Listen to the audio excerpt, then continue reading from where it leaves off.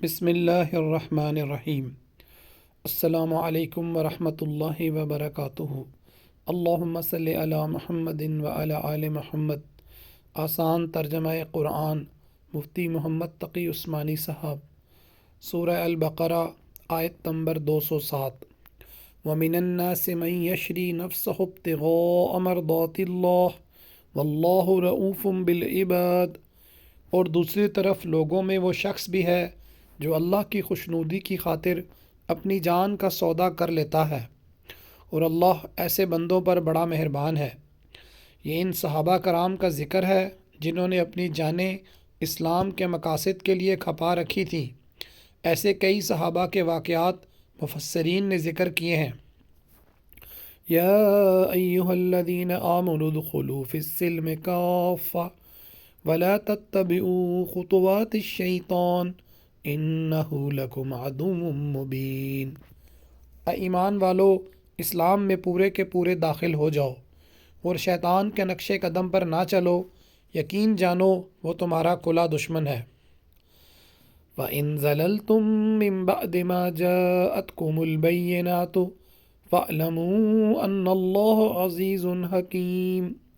پھر جو روشن دلائل تمہارے پاس آ چکے ہیں، اگر تم ان کے بعد بھی راہ راست سے پھسل گئے تو یاد رکھو کہ اللہ اقتدار میں بھی کامل ہے، حکمت میں بھی کامل۔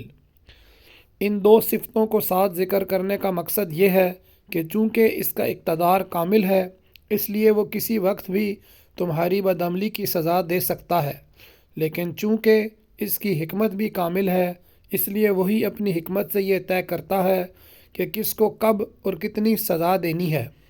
لہٰذا اگر ایسے کافر فوری طور سے عذاب میں پکڑے نہیں جا رہے تو اس سے یہ سمجھ بیٹھنا حماقت ہے کہ وہ سزا سے ہمیشہ کے لیے بچ گئے۔ هل ينظرون إلا أن يأتيهم الله في ظلل من الغمام والملائكة وقضي الأمر وإلى الله ترجع الأمور۔ یہ کفار ایمان لانے کے لیے اس کے سوا کس بات کا انتظار کر رہے ہیں کہ اللہ خود بادل کے سائبانوں میں ان کے سامنے موجود ہو اور فرشتے بھی اس کے ساتھ ہوں اور سارا معاملہ ابھی چکا دیا جائے، حالانکہ آخرکار سارے معاملات اللہ ہی کی طرف تو لوٹ کر رہیں گے۔ مختلف کفار اور خاص طور پر یہود مدینہ اس قسم کے مطالبات کرتے تھے کہ اللہ تعالیٰ براہ راست ہمیں نظر آ کر ہمیں ایمان لانے کا حکم کیوں نہیں دیتا۔ یہ آیت اس قسم کے مطالبات کا جواب دے رہی ہے، اور وہ یہ کہ یہ دنیا آزمائش کے لیے بنائی گئی ہے کہ انسان اپنی عقل استعمال کرے اور کائنات میں پھیلے ہوئے واضح دلائل کی روشنی میں اللہ کی توحید اور اس کے رسولوں پر ایمان لائے۔ اس لیے اس آزمائش میں اصل قیمت ایمان بالغیب کی ہے۔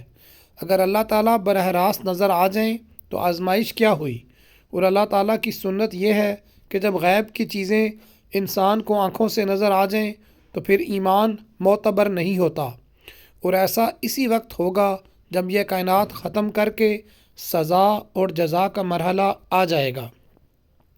سَلْ بَنِي إِسْرَائِيلَ كَمْ آتَيْنَاهُمْ مِنْ آيَاتٍ بَيِّنَةٍ وَمَنْ يُبَدِّلْ نِعْمَةَ اللَّهِ مِنْ بَعْدِ مَا جَاءَتْهُ فَإِنَّ اللَّهَ شَدِيدُ الْعِقَابِ۔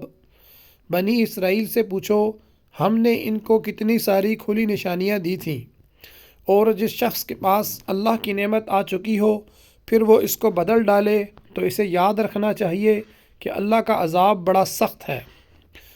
زُيِّنَ لِلَّذِينَ كَفَرُوا الْحَيَاةُ الدُّنْيَا وَيَسْخَرُونَ مِنَ الَّذِينَ آمَنُوا وَالَّذِينَ اتَّقَوْا فَوْقَهُمْ يَوْمَ الْقِيَامَةِ وَاللَّهُ يَرْزُقُ مَن يَشَاءُ بِغَيْرِ حساب۔ جن لوگوں نے کفر اپنا لیا ہے ان کے لیے دنیاوی زندگی بڑی دلکش بنا دی گئی ہے، اور وہ اہل ایمان کا مذاق اڑاتے ہیں، حالانکہ جنہوں نے تقوی اختیار کیا ہے وہ قیامت کے دن ان سے کہیں بلند ہوں گے، اور اللہ جس کو چاہتا ہے بے حساب رزق دیتا ہے۔ یہ فقرہ دراصل کفار کے اس باطل دعوے کا جواب ہے کہ اللہ تعالیٰ چونکہ ہمیں خوب رزق دے رہا ہے اس لیے یہ اس بات کی علامت ہے کہ وہ ہمارے عقائد اور اعمال سے ناراض نہیں ہے۔ جواب دیا گیا ہے کہ دنیا میں رزق کی فراوانی کسی کے حق پر ہونے کی دلیل نہیں۔ دنیاوی رزق کے لیے اللہ کے نزدیک الگ معیار مقرر ہے۔ یہاں اللہ تعالیٰ جس کو چاہتا ہے بے حساب رزق دے دیتا ہے، خواہ وہ کافر ہی کیوں نہ ہو۔ كان الناس أمة واحدة فبعث الله النبيين مبشرين ومنذرين وأنزل معهم الكتاب بالحق ليحكم بين الناس فيما اختلفوا فيه وما اختلف فيه إلا الذين أوتوه من بعد ما جاءتهم البينات بغيا بينهم فهدى الله الذين آمنوا لما اختلفوا فيه من الحق بإذنه والله يهدي من يشاء إلى صراط مستقيم۔ شروع میں سارے انسان ایک ہی دین کے پیرو تھے، پھر جب ان میں اختلاف ہوا تو اللہ نے نبی بھیجے جو حق والوں کو خوشخبری سناتے اور باطل والوں کو ڈراتے تھے، اور ان کے ساتھ حق پر مشتمل کتاب نازل کی تاکہ وہ لوگوں کے درمیان ان باتوں کا فیصلہ کرے جن میں ان کا اختلاف تھا۔ اور افسوس کی بات یہ ہے کہ کسی اور نے نہیں بلکہ خود انہوں نے، جن کو وہ کتاب دی گئی تھی، روشن دلائل آ جانے کے بعد بھی صرف باہمی ضد کی وجہ سے اسی کتاب میں اختلاف نکال لیا۔ پھر جو لوگ ایمان لائے، اللہ نے انہیں اپنے حکم سے حق کی ان باتوں میں راہ راست تک پہنچایا جن میں انہوں نے اختلاف کیا تھا، اور اللہ جسے چاہتا ہے راہ راست تک پہنچا دیتا ہے۔ ام حسبتم ان تدخلوا الجنة ولما يأتكم مثل الذين خلوا من قبلكم مستهم البأساء والضراء وزلزلوا حتى يقول الرسول والذين آمنوا معه متى نصر الله ألا إن نصر الله قریب۔ مسلمانوں، کیا تم نے یہ سمجھ رکھا ہے کہ تم جنت میں یوں ہی داخل ہو جاؤ گے، حالانکہ ابھی تمہیں اس جیسے حالات پیش نہیں آئے جیسے ان لوگوں کو پیش آئے تھے جو تم سے پہلے ہو گزرے ہیں۔ ان پر سختیاں اور تکلیفیں آئیں اور انہیں ہلا ڈالا گیا، یہاں تک کہ رسول اور ان کے ایمان والے ساتھ بول اٹھے کہ اللہ کی مدد کب آئے گی۔ یاد رکھو اللہ کی مدد نزدیک ہے۔ يسألونك ماذا ينفقون قل ما أنفقتم من خير فللوالدين والأقربين واليتامى والمساكين وابن السبيل وما تفعلوا من خير وإن الله به عليم۔ لوگ آپ سے پوچھتے ہیں کہ وہ اللہ کی خوشنودی کے لیے کیا خرچ کریں۔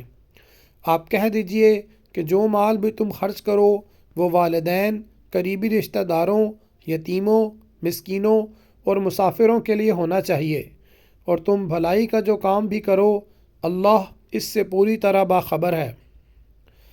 کتب علیکم القتال وهو کرہ لکم وعسى ان تکرہوا شیئا وهو خیر لکم وعسى ان تحبوا شیئا وهو شر لکم واللہ یعلم وانتم لا تعلمون۔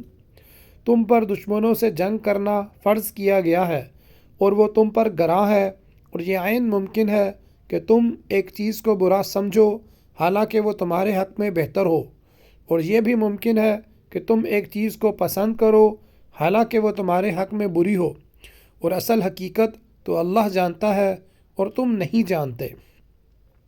یسألونک عن الشہر الحرام قتال فیہ قل قتال فیہ کبیر وصد عن سبیل اللہ وکفر بہ والمسجد الحرام واخراج اہلہ منہ اکبر عند اللہ والفتنۃ اکبر من القتل ولا یزالون یقاتلونکم حتی یردوکم عن دینکم ان استطاعوا ومن یرتد منکم عن دینہ فیمت وہو کافر فأولئک حبطت اعمالهم فی الدنیا والآخرہ وأولئک اصحاب النار ہم فیہا خالدون۔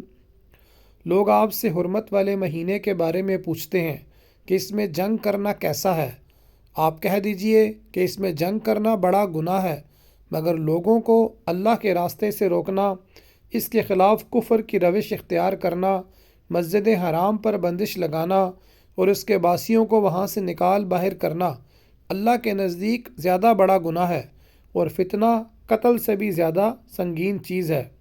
اور یہ کافر تم لوگوں سے برابر جنگ کرتے رہیں گے، یہاں تک کہ اگر ان کا بس چلے تو یہ تم کو تمہارا دین چھوڑنے پر آمادہ کر دیں، اور اگر تم میں سے کوئی شخص اپنا دین چھوڑ دے اور کافر ہونے کی حالت ہی میں مرے تو ایسے لوگوں کے اعمال دنیا اور آخرت دونوں ہی میں اکارت ہو جائیں گے۔